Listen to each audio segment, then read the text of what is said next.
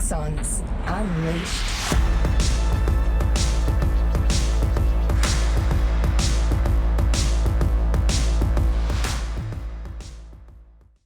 G'day everyone, my name's Robbie Turner. Welcome to another Ripper episode. I think it's going to be a Ripper episode anyway of Axons Unleashed. I've got a great special guest here with me, veteran himself, of course, going to be able to share his story. Karl Schwantes, buddy, how you been so far today? Good to have you on us. Mate, Robbie, glad to be here. I've been super excited to get stuck into this. Yeah, mate, you're coming to 5-star reviews as your current sort of brand that you've got up and running now. And I know you and I have gone back and forward on a few things, but also I know you are, when you're not doing your 5-star stuff, I wasn't sure how you were going to turn up today from a dress and bearing perspective, but from when I've seen you on social media, you are by far the most handsome and best dressed veteran, I think, that's in business right now, especially when you've got your jewellery brand rocking on, brother. Yeah. Wearing the three-piece suit is definitely a unique point of difference, especially in our climate and our heat. Mate, good on you. I'm really looking forward to sharing your story with you. Like you and I both said, we're pretty rolling into this reasonably cold, which is the way I love it. It's unleashed for a reason. It's non-scripted, unscripted, whatever you want to call it. But I guess, we'll sort of follow the flow there about, who you are, why, where you grew up, why you joined the military, your time in the military. You're another success story, mate, of being a veteran business owner who has, no doubt found your feet. You've flourished in the business world. And I know that, many people that are listening right now that are still in, Karl, or have recently got out, that would love to be able to start their own business one day. Less you and I talk about, quite frankly, how fucking hard it is to run a business. But when the penny drops and you do start to get a bit of momentum, it's a fully exciting ride, yeah? 100%, buddy. Good on you. Mate, tell us, and this is something I don't know, where did you grow up, and sort of give us a story about why you joined the military and when that happened and all that sort of stuff. Yeah, it's a funny story. Like, I'm a Brizzy boy, through and through. I've traveled the world and I've got lots of family overseas, but born and raised here in Brisbane, Australia. And I think we really are in the lucky country. This, like I said, I've traveled a lot and there's no other place I'd want to live than here. My first introduction to the army was, my family heritage, and you kind of got an inkling from the name Schwantes, which is kind of German, very, very German. Love it. When you look at it. So my father has a set of military swords from my great-grandfather, who was in the army, albeit for the other side. And I grew up with this image of seeing, this picture of my great-grandfather with these swords. And so I think somewhere along the line, I had this kind of, indoctrination of that kind of military. But at school, I decided to join the good old Army cadets. And I thought, hey, this looks like a bit of fun. Rose up through the ranks, so to speak, and, ended up with being a cadet under officer. Lovely. And I remember sort of, seeing one of these big sort of, pitch tents, back in the day. And the Army slogan back then was, "This is the edge." I don't know that you remember that. It well. What year are we talking here, buddy? Take me to a time frame. That would have been 96. Righto. Yep. 96. So yes, I am that old. And I thought, hey, cadets was fun. Surely this will be the same thing. It wasn't. No.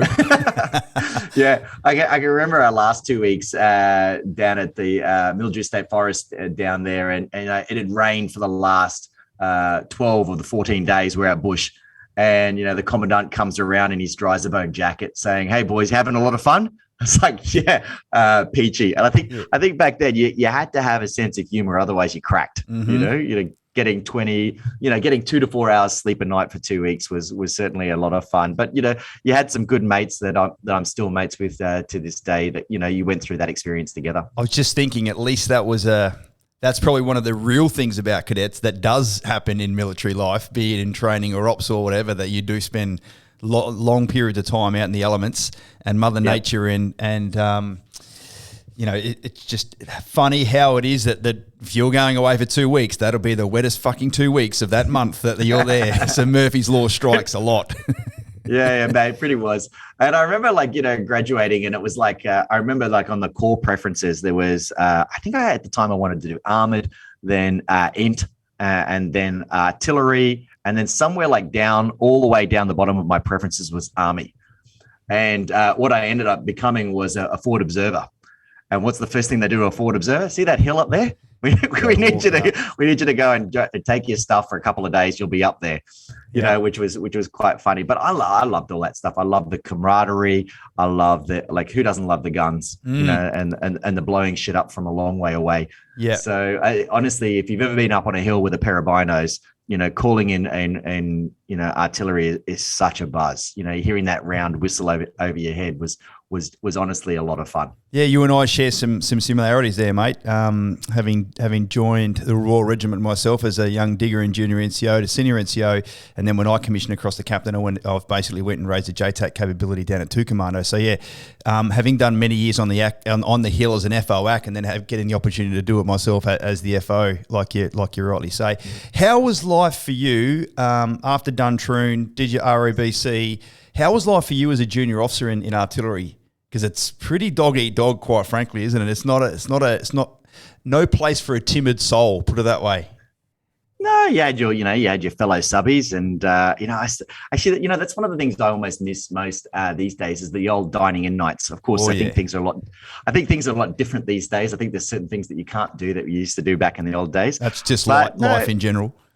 Yeah. You know, so no, it was a lot of fun. I ended up spending it was 10 years at the time.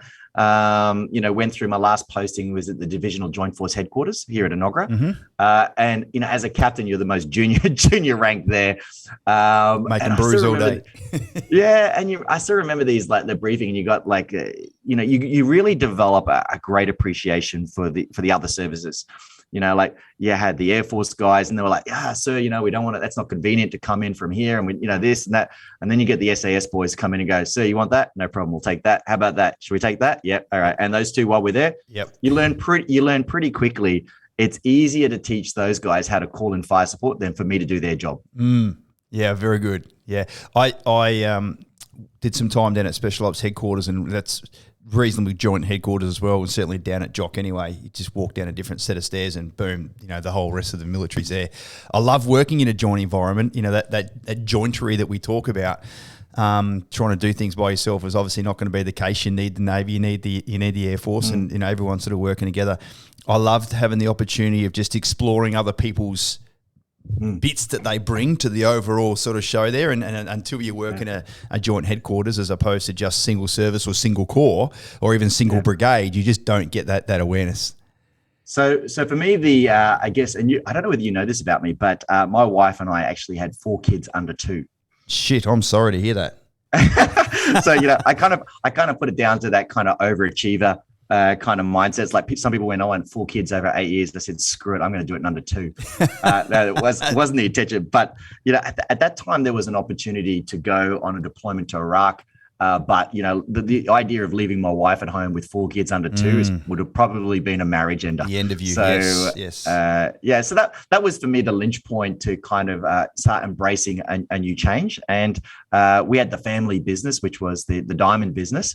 And so that, I guess I was lucky, probably luckier than most, is that made the change really super easy because I had that kind of thing to come into. And then from there, I just did all of my qualifications, you know, became a qualified diamond grader, gemologist, valuer.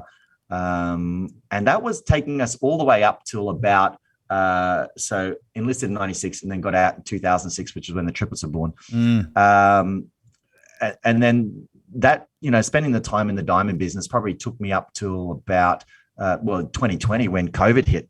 Yeah. And, you know, when you're in a diamond business and pretty much 90% of what you do is engagement rings and wedding rings, and the government comes out and bans weddings.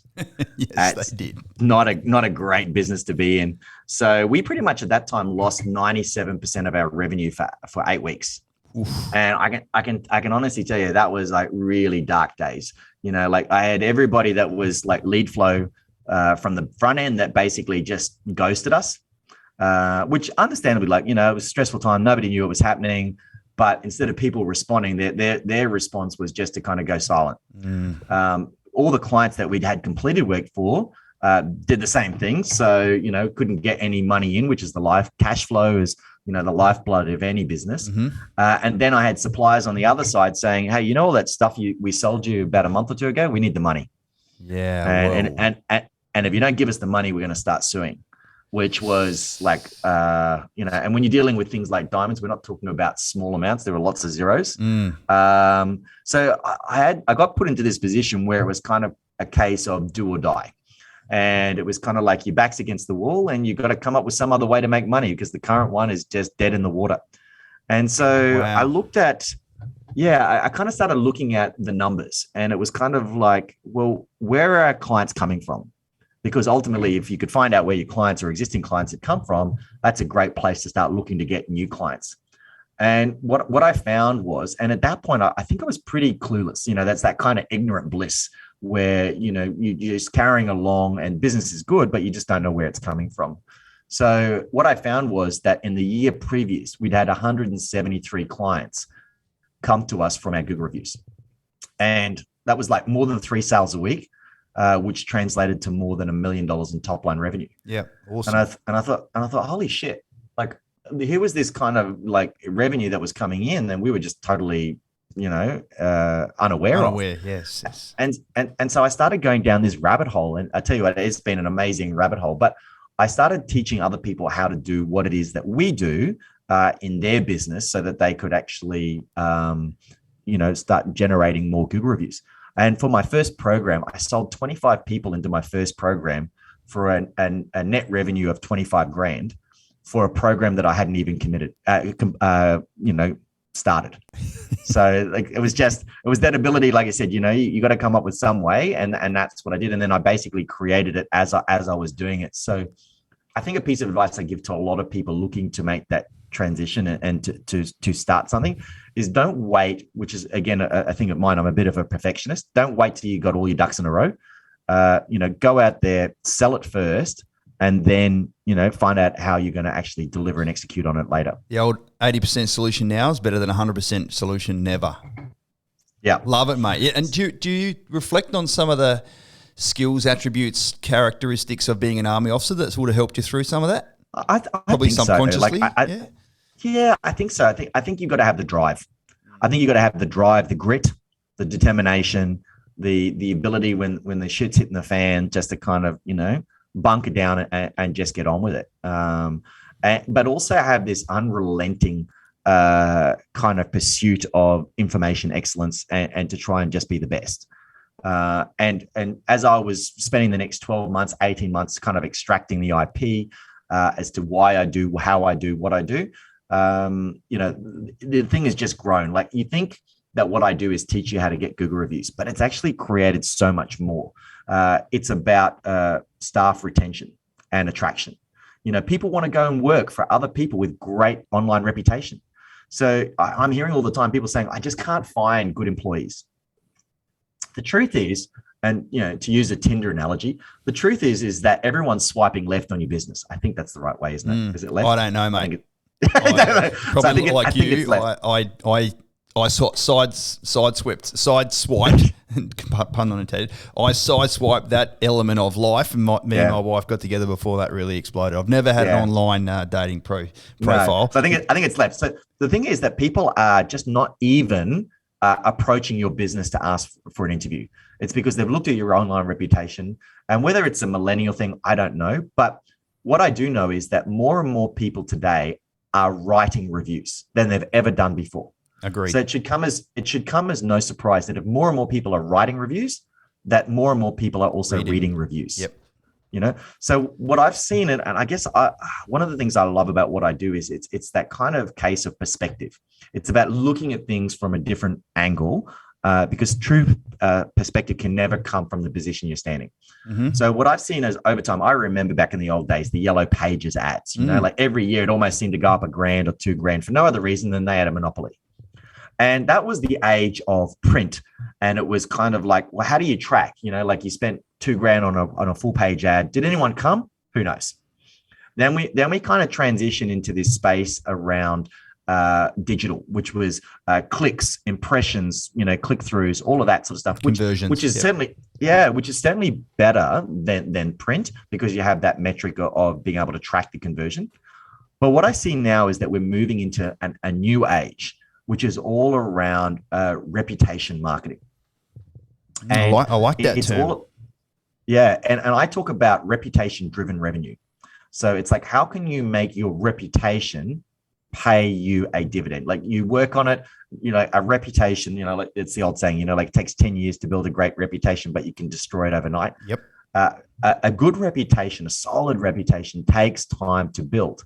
And with 90% of people using Google these days to look for your products or services, Google reviews is the number one review platform out there. There are others, but they don't have the SEO benefit that a Google review portfolio does. Yeah. So when I look at it, it's like for the Diamond store, I think we've got like 849 5-star Google reviews now. And it just gets bigger and bigger. It's like, if I said to you, Robbie, like imagine now you're going to put on a team member for your business. Okay. They're going to work for you 52 weeks of the year, 24/7. You don't have to pay them a wage. You don't have to pay any group tax, super, any of the other insurances, and they're going to get better and better every single year. Would you like an employee like that? That'd be handy, wouldn't it? Especially if I don't have to pay them out of sick leave. That's an in-house. Don't have to pay them sick leaves. They'll never take a sick day. But that's what your Google review portfolio will do for you. It's out there and it gets better every year as it grows. But there's a real window of opportunity. What I'm seeing at the moment, there are so many businesses and industries out there where they haven't really caught on, and the bar to being excellent is actually really low. Most people have 10, 20, 30, 40, 50 Google reviews, something like that. Interestingly, that the average business on Google, now this was a study done by over 2.4 million businesses across 30 different categories, was that they found that the average business on Google had 73 Google reviews. So honestly, out there, if you've got less than 100, then you're pretty much below average. So I find that with our clients, 100 Google reviews is the benchmark, the first one to achieve. And that when people hit that, they generally get a new client every 3 to 4 weeks. When you hit 200 Google reviews, it's usually, a new client every 1 to 2 weeks. But the $0 cost ad spend is what gets me. Yeah. The fact that you don't have to pay Google or Facebook these ads that they ultimately control the conversion. Love it, mate. It's a really key. Would you not agree? It's a really key part of being an astute business owner these days is to understand how the digital marketing space works, or at least the principles of it anyway. So even if you've got a Top Gun digital marketing team like I do have here, but at least you can provide them that direction and guidance because you're aware of what the space is, actually happening, what the outcome is we're trying to achieve. Yeah, 100%. Like you as the business owner should understand it. You don't have to be the one doing it, but you should understand it so that your team can support you in being able to do it. So oftentimes when I'm doing my coaching sessions and I've got a business owner, I'm looking for a practice manager, a 2IC, a VA, or someone like that can be in there doing the grassroots implementation of it for them. But I always welcome the business owners to understand the concept and not the 50,000 foot view of why we're doing this. And it's because your reputation matters, like, how you're showing up in the digital space. And the thing is, these Google reviews never go away. They're there forever. The good, the bad, and the ugly. I don't know about you, mate, but I've just, and you're probably going to laugh, but I mean, it's where the clients are, so you got to go with it, right? Yep. So we just set up a TikTok account. Same here. And I've done my first few TikToks. Actually, did one yesterday.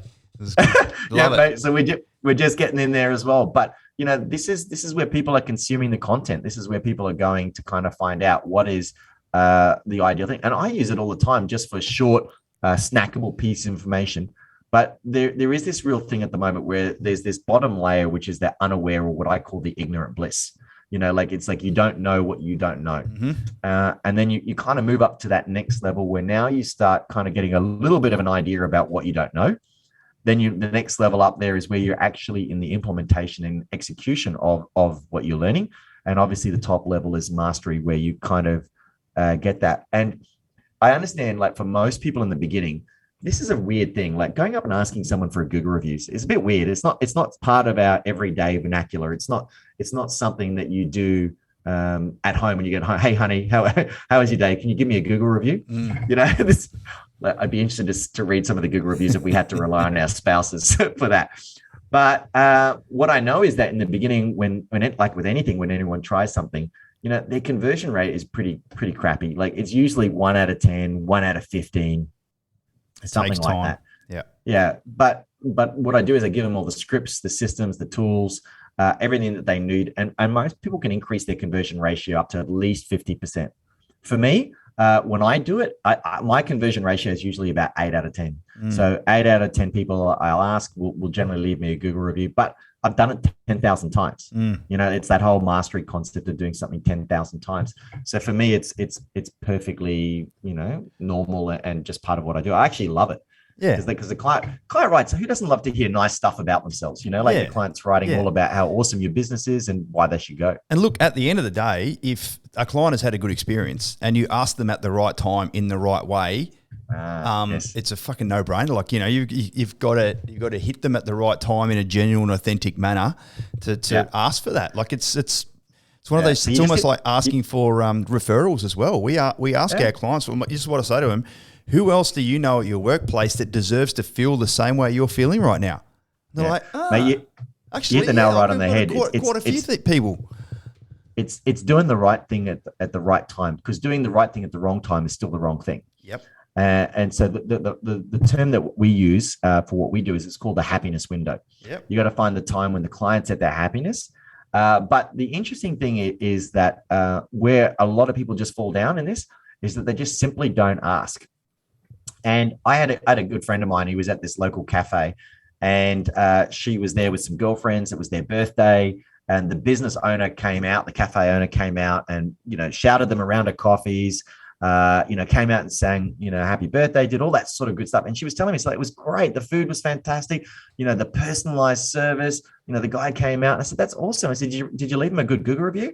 And she went, oh no. I go, why? Yeah. I was just like, oh, I got busy or this and that. But the truth is that the guy didn't ask. Yep. And the research shows that about 78% of people will leave you a Google review if you only ask. So even if you take nothing out of this section, just ask more people. The more people you ask, the more reviews you'll get. Or as the saying goes, the answer is 100% no for every question you don't ask. It's very rare for people to sit there and go like, geez, I had a fucking great experience with this thing. I'm going to give them a Google review. Some people do because some people are into that, and that's great. Yep. But yeah, certainly just planting that little seed and just at least seeing if they're open to doing it anyway. It's a bit of a no-brainer. Yeah. It's funny, mate. I did not take very much notice of online reviews, Facebook reviews, Google reviews, like any of that sort of stuff for the first couple of years, and I was ignorant to it as well. But certainly it's, it does form a lot of part of it. Like, we ask every single one of our clients, like, how did you hear of us? Like, did someone put you in touch with us? Sort of, he goes, oh, I was just searching online. And one guy I spoke to the other day goes, I've seen you got heaps of awesome reviews. And if you guys are in the property game and not one person has given you a shitty review, I want to have a chat. I'm like, yeah, no brainer. Let's why isn't there more people doing that then? That's funny. Like I every now and then I'll have somebody that comes to me and goes like, how do you have 849 5-star Google reviews without any bad ones? Like, oh, they must be fake. I'm like, dude, you can't have 849 5-star fake. It has to be genuine. But what it comes from is this unrelenting passion and desire to make sure that the client journey experience is as remarkable as it can be every single time, without fail. It cannot be sometimes. They did a study a while ago, and are you familiar with the NPS system, like Net Promoter Score? Of course, mate. We use it all the time. So let me ask you the question. Like, if I was asking you now, like, if I, from an NPS point of view, how would you rate yourself? Out of 1 to 10, 10 being like freaking phenomenal, do it every single time. Yeah. 9 is like it's like super good. Like, where would you rate yourself? I can tell you exactly what it is. As a 9.4 after about 250 responses. Awesome. And I love the fact that you're tracking that. Yeah. What they found was that when clients gave it an NPS score of 9 out of 10, about 50% of them said that they would refer you to a family or friend, but only 35% actually did. Contrast that with a NPS score of 10 out of 10. About 97% of people said that they would refer you to a family or friend, and 50% actually did. Now, the difference between the 97 and the 50 isn't as important as the difference between the 35 and the 50. Because if you actually look at that, that's about a 30 to 35% extra amount of clients.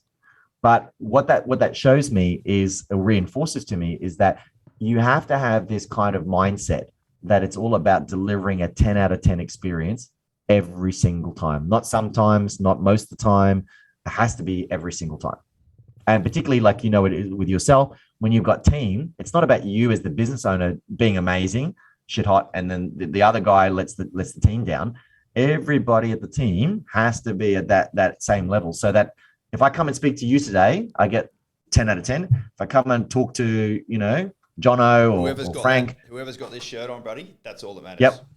That's it. You wear this shirt, you represent. Everybody gets the same experience, no matter who they see, what time of day it is. If it's 5 to 5, everybody gets the same experience. You might get a slightly different experience with me on Friday afternoon at 11 p.m, but it's still me. Mate, you're absolutely right, dude. I'm loving this stuff. I can see, and those watching on YouTube will be able to see how passionate Karl is about, providing you as business owners, if you've already started, or you as wannabe entrepreneurs. This is the shit that you need to get. Like, don't wait 2 or 3 years down the track for the penny to drop. Well, like, how many years have you been in business, Karl? You said you got out 96, 2006. So 96 you got. So 2006 you got out. And can I just backtrack just quickly? Was that your family business or your wife's family business that you sort of stepped into? My mum and dad. Your mum and dad. Okay, business. amazing. Yeah. And just out of interest, how did they start that? Did they have that business? Both my parents left school at about the age of 15. Right. And my grandfather, who's my father's father, basically, pulled him out and said, basically, you have to go learn a trade. Yes. Because being a jeweler is one of those things you can do anywhere in the world. Like, if you can make a ring in Germany, you can do it in England, you can do it in America, you can do it in Australia. So he got a trade, learned, traveled the world, learning the craft and set up a store, firstly in Sydney, and then they moved up to Brisbane. Yeah. But, you touched on a good point before, the other thing that I love about what I'm teaching people is that it's that real kind of teach you how to fish kind of mentality, rather than pay me a retainer every month kind of thing. The whole concept about this is, if you think about this as like the front end of SEO and marketing, and what the web guys do with backlinks and all that stuff is the back end of SEO. This is something that the little guys, anybody can do. You don't need a marketing company. You don't even need a marketing degree or anything like that. You could simply go out there and just make a point of being remarkable to your clients. Because if you look at the word remarkable, what does it have in it? It has the word remark, which is what we're asking people to do, is to remark on the experience. So be remarkable, amazing. Go out there, ask a lot of people for good reviews. You can actually, this is like a David and Goliath story. Like, you could be the little guy and take out, some of the big guys. And I see it happen all the time, where the little guys come in, they just smash it with the reviews. And one of my favorite sayings from Anthony Robbins was, someone asked him once, are you worried about the competition? And he said, nah. He said, by the time they get to where I am, I won't be where they are. Love and that. It's like, you got an opportunity now to get out in front before the others, before your competition works out what it is that you're doing. And starts to copy you, because everybody, like, they call it, no, they don't call it copying. What do they call it? Market research. When someone copies what you're doing, you've got an opportunity to get out far enough. I look at some of my competitors, and it's like they've got 20, 30, 50s, even 100 Google reviews. They'll never catch me, and it's too far ahead. Yeah, I have openly shared, as you know, there's 4 or 5 other gentlemen. I don't think there's any ladies doing it, ex-military, that are in the property space, similar to what we do. And I've shared my business model and the amount of effort in the pursuit of that remarkable client experience with 2 or 3 of them. And all of them said, without a mutter of a delay, why would you want to do so much work? And I was like, you're fucking missing the point. What do you mean? Like, it's got, and this is, I'm more than happy to share this with you in an open forum. Over the last 2 years especially, and certainly the market has helped here because the market's doing very well, 70%, 70, Karl, of all of our clients, and these are clients building $500,000 properties plus, we're flirting with their financial future. It takes 18 months to build the house. There are some ups and downs and delays and fucking finding tenants and insurances and whatever else. 70% of all of our business has either been through direct referral or repeat customers. Now, awesome. It's phenomenal. We've not spent $1 on marketing this whole year. And that's a brand, that's a reputation, that's a referral source, that's a remarkable client journey, mate. It's something I'm incredibly proud of. I'm not bragging here. I'm complimenting what you're talking about from a review. And so, and at the end of the day, I could have 5,000 Google reviews on there, and I want to get to that point one day. But I want more people using our services based on referral or repeat. That's the bottom line revenue, really, isn't it? So, mate, I know that things that you're doing are sort of really complementing that as well. That's often a thing that I often hear about people who love to say, and I don't mean this in that way, but they love to say that I get most of my business through word of mouth.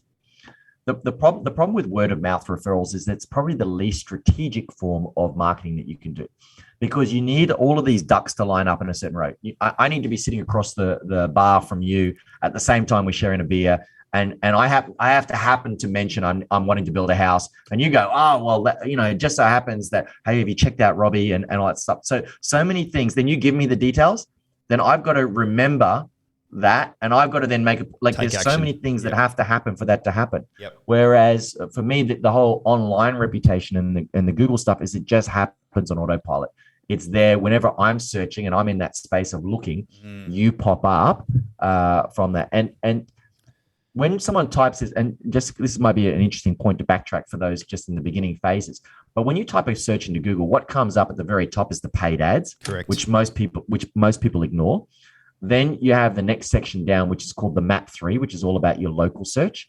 And that's where you predominantly show up in with your Google reviews and your profile. And then below that is all of the organic. So simply by doing this sort of stuff and focusing on your online reputation, you will appear above all of the organic, all the people spending $2,000, $3,000, $4,000 a month with SEO companies. You will appear above them, and you can do it all yourself for free. Because Google recognizes the review things, from a credibility perspective. Is that what you're saying in layman's terms? No? A little bit. Google looks at us like ants. Okay, we're out there bumping into stuff going, hey, this coffee shop was great. That electrician was awesome. Or don't go to that guy. He's terrible. And so Google makes its money by matching and pairing the best match to what it is that you're looking for with what your query is. Because if I put up this company that supposedly is great because they've got a really good back-end strategy, but when I go there, I don't get the experience or the product or the service I want, then I'm going to screw this Google stuff. I'm going to go to Bing or something else. So for them, it's all about how can I make sure that what the client's looking for is exactly what it is that they get. And they don't, at the moment, have satellites that watch everything we do that we know of. They're bloody listening all the time, aren't they? Well, I was just about to say that. Some would say that there's a big brother out there, and you've probably had that experience where I remember talking about VoIP once, and all of a sudden I start seeing these VoIP ads, mate. But all the time. so Google's relying on you, the client, to rate, experience what this business is like. And it then uses that to tailor its algorithm in some part to the search rankings and the responses, because they know that if they do that in a better way, you think of their platform as being the best way to find whatever possible solution it is that you're looking for. Yeah, it's a win-win for everybody, and around and around in a circle it goes. Yeah. Mate, what are some of the lessons learned or observations or things that you've gone through? I heard your COVID story, no dramas, but as an entrepreneur, as a business owner, as someone who's striving to always have a continuous improvement mindset, like what would you say to young people that are just starting out in business, or someone who's serving right now and they're like, fuck, I've had a gut full of being told what to do all the time. This yes sir, no sir, 3 bags full sir shit has run its course with me. And they want to get out. What's Karl's advice? What's the top 3 things you would say to those people? The first thing is to consume knowledge. One of the things that I do with my team in the Diamond Store is actually every day I've got a library of books, and every day the team have to take a book from the library, and we spend 15 or 20 minutes reading as a team. Love it. And then we talk about the learnings that we got from the book and how we can apply that to the business. So consume knowledge, whether it's a book, whether it's a podcast like this awesome podcast that we're on right now, or it's like an audio book. Start filling your mind with fresh ideas, the latest thinking or whatever, because it'll put you in a space where you start to embrace the creativity of ultimately finding something that you love. You have to love, you've got to have a passion for what it is that you do. Otherwise, it just won't be sustainable. Love that. The next one, the second part is courage. Man, it takes courage to go out there on a limb, and you're going to have to invest some of your moolah to do it, and you're going to have to take some risks. I mean, even for me transitioning to this other business, like, I mean, there was a whole heap of stuff coming from an established business to basically a ground roots business, like all the operational stuff, had to be all set up, emails and, CRMs and all of that sort of stuff, so you got to set up all of that. So, have the courage to take that step. And that ultimately that self-belief that, if anyone can do it, it's going to be you. It's got to be. You got to back yourself and know that you're going to make it happen. This is the analogy I use. We grab all of our chips in life and we put them on the table, and we're all in as a business owner. There's no turning back. I remember when I badly broke my left leg, and I was in effectively hospital and a wheelchair for 6 months. A few months after we started Axon, the wheels of the plane came down and touched the runway a few times, month after month after month, and we were just scraping through. Just that mullah that you speak of, the cash buffer that we had, got eradicated very quickly, and it was fucked, mate. And I was staring down the barrel of like, what am I going to do now? So you've got to have that belief. One of the things that the military taught me was the will to win. You're not going to lose. That was kind of going to be my third point, which is hustle. Oh, I love it. Sorry, that was about 5 points you made, but this is great. Even better. Yeah. You gotta hustle. Yeah, because it's like no one is going to hand it to you on a silver platter. You gotta hustle. You got to put in the time. You got to do the work, and hustle. One thing you're absolutely right. If you want to transition from an employee, say you're a high-ranking employee in a business, say you're the operations manager, for instance, and you find that the job is demanding, you've got time away from family, you might be doing a bit of travel for work, whatever it's going to be.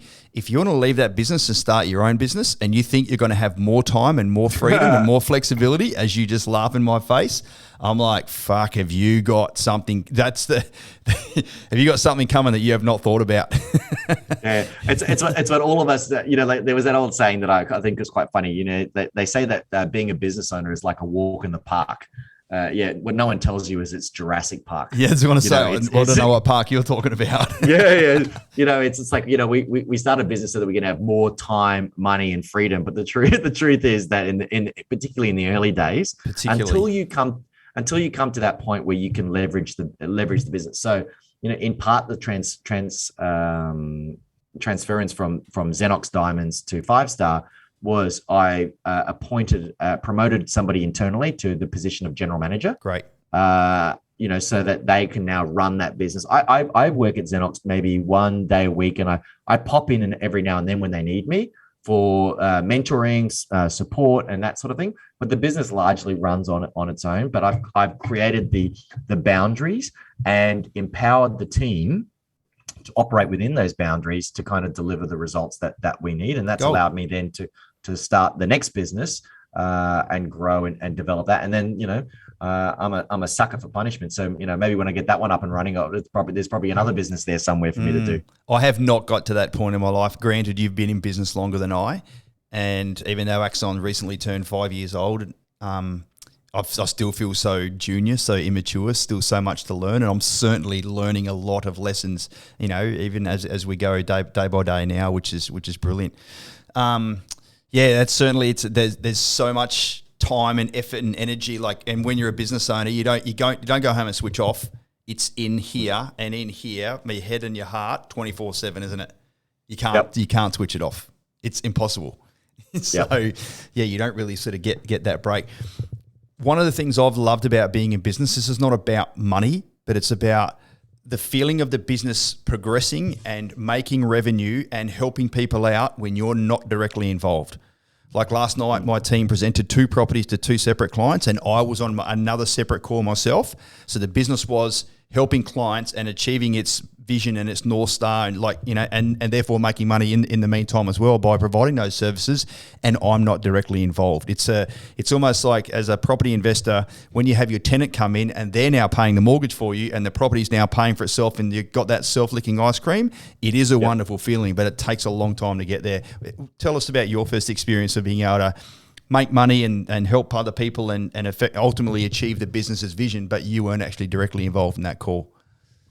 Well, firstly, what I would say is that I'm a big believer, like whether you call it karma, whether you call it positive energy, whatever you call it, I'm a big believer in and again, this is in alignment with the military of, always doing the right thing, the best thing that I can do for our clients. I love going home at night and being able to sleep knowing that I've done the absolute best, to try and cut a corner or save a bit of money here. It's not in my kind of, DNA. Nope. So I think that I always bring that to the business that I do. And it's just like, I just believe that if I'm doing the best that I can, even if I don't maybe make as much money here as what I would have liked to, it'll come back to me in some way, through a referral, through Google review. It doesn't really matter how it comes back. But I guess that's a philosophy. Sometimes I'm also a very big believer in paying it forward.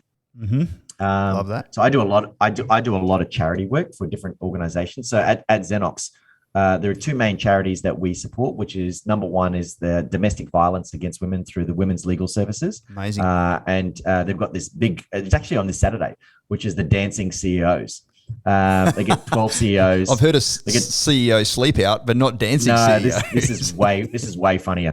If you get a minute, YouTube it, you'll find it. Dancing CEOs. It's like Dancing with the Stars, but people without talent. And so you have these CEOs dancing, and they've got like a whole backup crew. And last year they raised over $500,000 on this one event on the night. But so we support them through prize donations, and I'm also one of the judges. The other one that I do is the Starlight Foundation. So for me, the two big causes for me are women and kids, like looking after them. Mm-hmm. And so we make a donation from every ring that we sell to the Starlight Foundation. So what I would also say to people looking to transition and start a new business is to look for a purpose that's higher than you. Like, what can you do? Yes, serving. What if serving your client, wasn't the main thing? So it wasn't just about the end result that you achieve for the client. What if it wasn't about the commercial reality that you get out of this exchange? What if there was a third thing that you could do, which would be a greater impact in the world?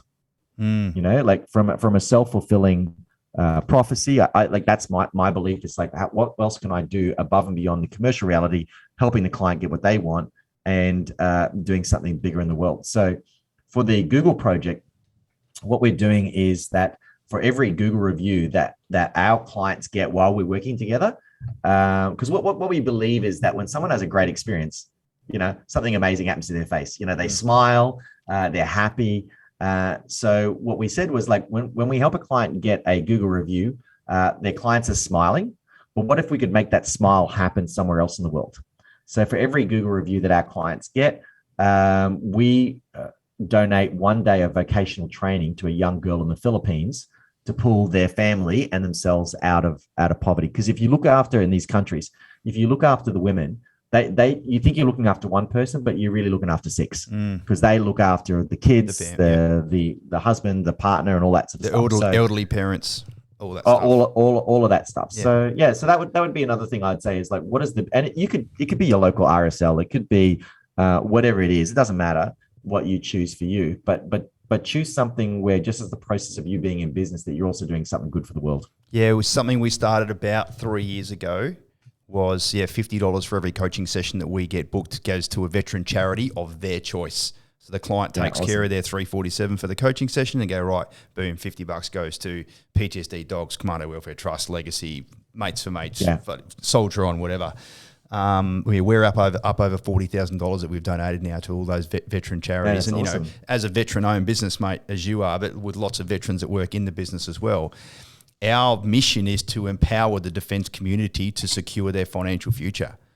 Sure, we help individual clients, and we've just ticked over $150 million of wealth in the defence community. But that's as a guy who joined when he was 17 and got out when he was 41, 24 odd years in the military, I want to be able to give back to that organisation that effectively almost saved my life. Turned me around from a dickhead young kid into just an older dickhead now. I'm glad you said that. Yeah, I know. I'm self denigrating here. But mate, it's such an amazing feeling when you reach these little milestones and just allow people. And I ask everyone all the time, can I only assume that you're happy for us to donate $50 on your behalf? And of course, there's only one answer to that. And again, it just makes them feel amazing. But it's genuine, authentic. Like it's my money, our money that we're now giving to these veteran charities. And it does, mate. It makes the business worthwhile, and the daily grind and the daily updates and the daily assessments and the briefings and the wins and the losses. It all sort of makes sense, doesn't it? Yeah, absolutely, mate. I've loved having you on the show. I think you're a really inspirational entrepreneur. You've made it you're another success story of someone who's been able to, serve their country for 10 years. Live a crazy life in artillery, and now sort of get out, and then just basically you're now giving back to the community as a whole. Please, ladies and gents, take it from me. If you need anything from a diamonds perspective, go to Xenex Diamonds. Are you guys still in the main mall there in Brisbane? Yeah, it's still in the Queen Street Mall. Yeah, Queen Street Mall. Go in there, drop my name, drop Karl's name. I'm not going to tell you they're going to give you any sort of discount, but just go in there and identify yourself as a veteran, and you'll be looked after. And certainly, mate, from if you're a business trying to get started there, 5-star reviews. Karl, tell people where can they find you if they want to know more about what you were speaking about, the review stuff, mate. Tell us about that.